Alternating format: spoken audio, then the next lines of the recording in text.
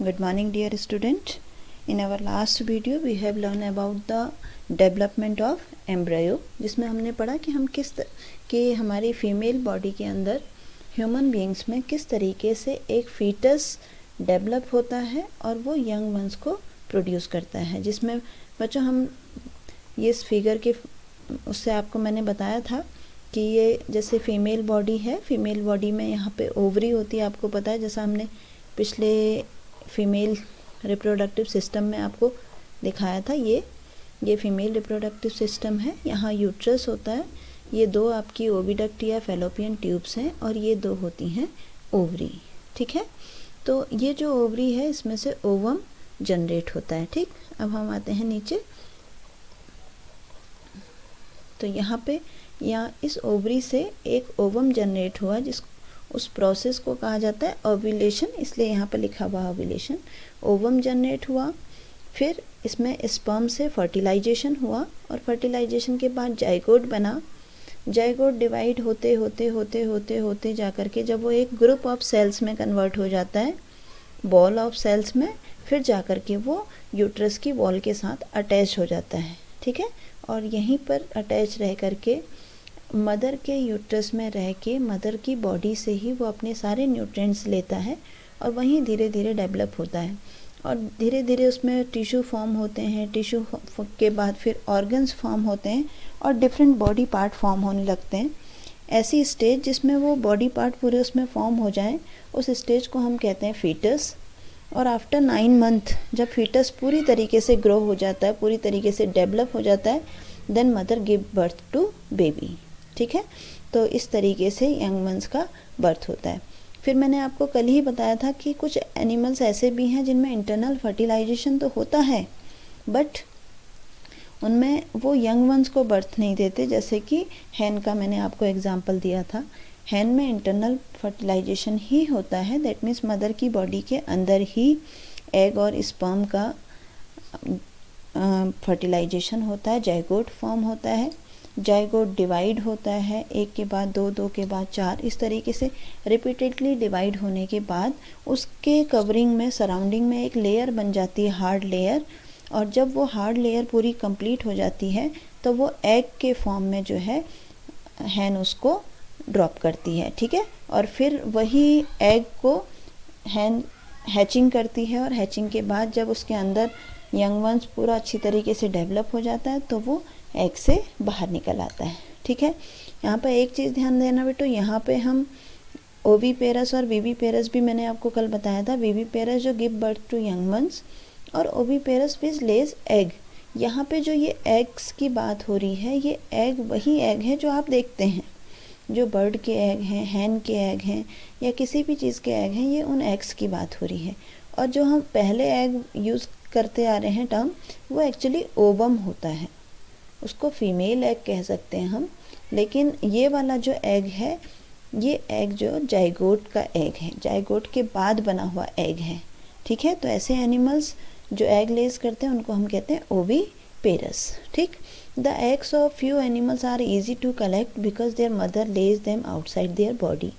Egg को collect करना इसलिए आसान होता है क्योंकि जो मदर है, फीमेल है, वो अपनी बॉडी से बाहर एग को ले करती है। और these animals from which you have collected the egg, the example of oviparous, जितने भी आप देख लीजिए, चाहे hen है, चाहे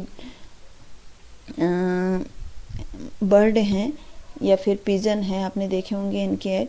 लेकिन कभी भी आप ऐसा नहीं होगा but you would not be able to collect the egg of dogs, cow and cat, because क्योंकि वो एग कभी देते ही नहीं हैं, वो सीधे यंग वंस को ही बर्थ करते हैं। ठीक है, अब आता है हमारा नेक्स्ट, इससे आगे की procedure, young ones to adult.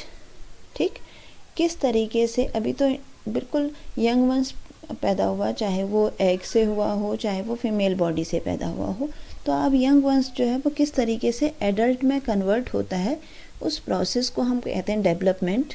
The new individual which are born और हैच फ्रॉम एग, जो नया इंडिविजुअल प्रोड्यूस हुआ है, चाहे वो बॉर्न हुआ हो चाहे वो एग से प्रोड्यूस हुआ है, continue to grow till they become adult, तब तक वो ग्रो करते रहते हैं लगातार जब तक कि वो पूरे एडल्ट नहीं हो जाते। जैसे आपने देखा होगा कि ह्यूमन में भी देखा होगा आपने कि बच्चा पहले क्या होता है, बहुत छोटा होता है, इवन अपने आप कोई भी काम नहीं कर पाता है, सारे सब चीज़ों के लिए किस पे डिपेंड होता है, अपनी मदर पे।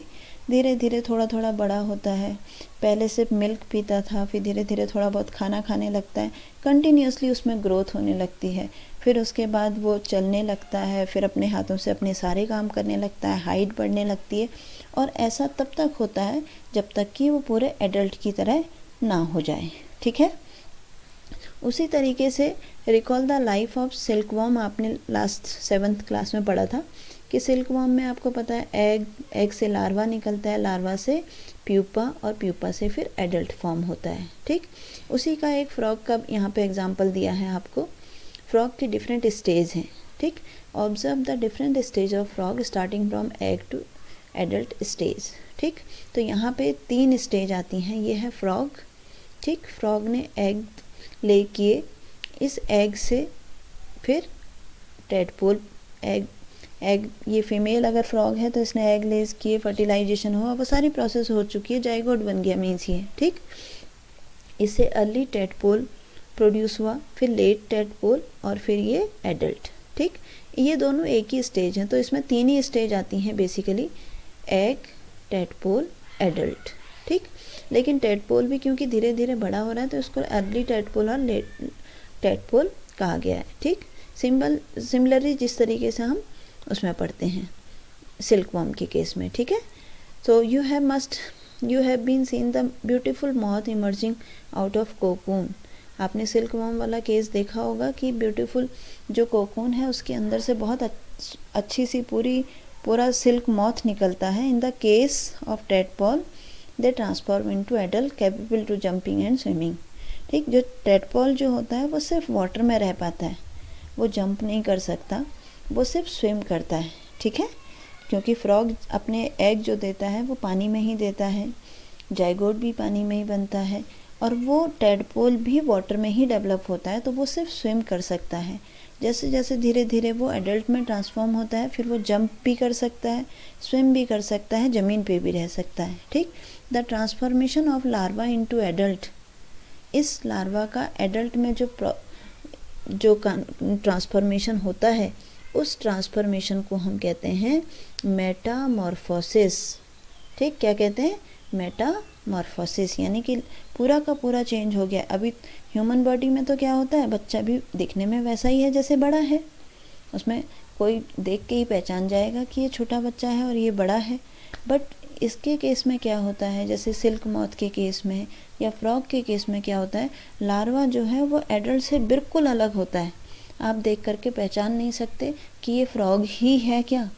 ठीक है ना, तो जो transformation of larva into adult through drastic change is called Metamorphosis. इसको हम क्या कहते हैं, मेटामॉर्फोसिस। मीन्स कि जो छोटा यंग वंस है वो बिल्कुल भी एडल्ट से मैच नहीं होता है, तो उसमें डेवलपमेंट होते होते इतना चेंज आ जाता है कि उसका पूरा का पूरा अपीयरेंस सब चेंज हो जाता है।